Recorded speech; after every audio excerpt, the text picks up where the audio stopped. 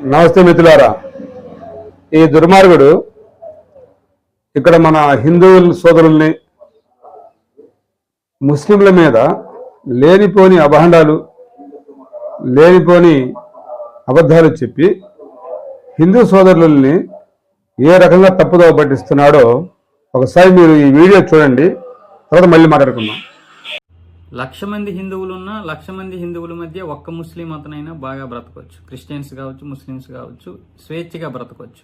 But అదే reverse అయిందనుకోండి, ఒక 100 మంది కుటుంబాలు ఉన్నప్పుడు ఒక 10 హిందూ కుటుంబాలు బ్రతకలేవు అక్కడ. వాళ్ళకి ఎందుకంటే వాళ్ళ మనస్తత్వాలు అలాగ ఉంటాయి, హిందువుల మనస్తత్వాలు ఇలాగ ఉంటాయి. శాంతిని శుభ్రతని కోరుకుంటాయి ఇవి. కాబట్టి కొన్ని దగ్గరలో మనం ఉండలేము. మనకి నచ్చంది ఏదో వాళ్ళు అదే చేసి మనల్ని వెళ్ళగొడతారు. అదే ఈ భారతదేశంలో ఉన్న దరిద్రం. అది నేను నెత్తు నోరు కొట్టుకుంటున్నది దానికోసమే. ఈరోజు ఉత్తరప్రదేశ్లో, పశ్చిమ బెంగాల్లో, హైదరాబాద్ లాంటి నగరంలో, అలాగే మరికొన్ని ప్రాంతాల్లో, కేరళలో వాళ్ళు ఎక్కువ మంది అయ్యారు. అంటే వాళ్ళు జనాభా ఎక్కువైంది. ఇప్పుడు ఇస్లాం ప్రకారం, షరియా చట్టం ప్రకారం ఎక్కువ మంది ముస్లిమ్స్ ఉంటే అక్కడ హిందువులు మైనారిటీలుగా మారితే అన్య మతస్థులు అవుతారు. అన్యులు వాళ్ళ దగ్గర ఉండడానికి వీల్లేదు. అదే రేపు తీసుకొస్తారు వాళ్ళు. కాంగ్రెస్ ప్రభుత్వం వస్తే ఖచ్చితంగా దీని మీద ఒక చట్టం అయితే తెస్తుంది. కానీ ఇప్పుడు ఏం జరుగుతుంది? బీజేపీ ప్రభుత్వం ఉన్నా కూడా ఇప్పుడు కూడా అదే బెదిరిస్తున్నారు, అదే బెదిరింపులు. ఇప్పుడు ఏం జరుగుతుంది? ఇక్కడ బోర్డు పెట్టారు, కావాలంటే నేను మీకు పంపిస్తాను ఫోటో కూడా. భారతదేశంలో ఉత్తరప్రదేశ్, బెంగాల్, కేరళ, హైదరాబాద్, అస్సాంలో ముస్లింలు మెజారిటీగా మారారు.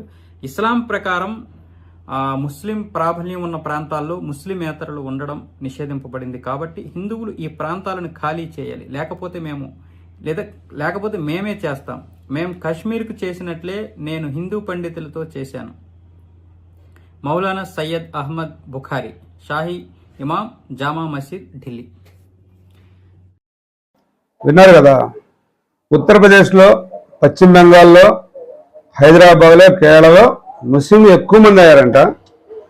అందుకని ముస్లింలు ఎక్కువ మంది ఉన్న చోట అన్య మతస్థులు అంటే హిందువులు ఉండకూడదంట. షరియత్ చట్టం ప్రకారం అంట. ఈ మొండ చెప్తున్నాడు. షరియత్ అంటే ఏంటో తెలుసా వీడికి? అంటే ఇప్పుడు మన దేశంలో ఏ రాష్ట్రంలో కానివ్వండి, ముస్లింలు ఎక్కువను ఉన్న చోట హిందువులు తక్కువ ఉన్న చోట లేవా? అంటే ఇక్కడే ఇట్లా గొడవలు జరుగుతున్నాయి ఎక్కడన్నా? అంటే వాళ్ళందరినీ మీరే ఖాళీ చేస్తారా, లేకపోతే మమ్మల్ని చేపించమంటారా అని బోర్డులు పెట్టారంట. మెదడు తలకాయలో లేదు, మోకాలలో ఉంది అని ఇంతకుముందు వీడియోలో చెప్పాను. ఇది వాస్తవం. ఎందుకంటే అస్సాంలో, కేరళలో, ఢిల్లీలో, పశ్చిమ బెంగాల్లో, కర్ణాటకలో తెలుగులో పెడతారా బోర్డులు? చూడండి బోర్డులు ఎట్ట పెట్టారు.